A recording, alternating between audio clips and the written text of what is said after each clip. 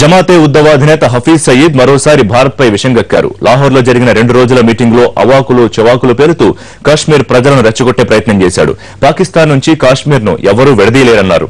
కాశ్మీర్ సమస్యను పరిష్కరించకపోతే రక్తపు టేరులు పారతాయని ప్రధాని మోడీని హెచ్చరించాడు. ఈ కరుడుగట్టిన తీవ్రవాదికి రాజలాంఛనాలు కల్పించడంతో పాకిస్తాన్ వక్ర బుద్ధిని మరోసారి చాటుకుంది.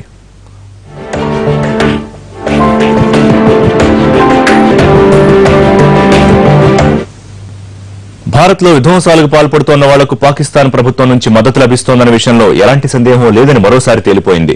ముంబై పేలుళ్లతో మారణహోమం సృష్టించిన హఫీజ్ సయీద్ లాహోర్లో నిర్వహించిన బహిరంగ ర్యాలీని అధికారిక లాంఛనాలు కల్పించింది. చరిత్రక మినార్ వద్ద జరిగిన ర్యాలీలో భారత్ అమెరికాలపై విషం చిమ్ముతూ ప్రసంగించాడు సయీద్. నోటుకొచ్చిన విధంగా మాట్లాడుతూ అందరినీ రెచ్చగొట్టేలా మాట్లాడాడు.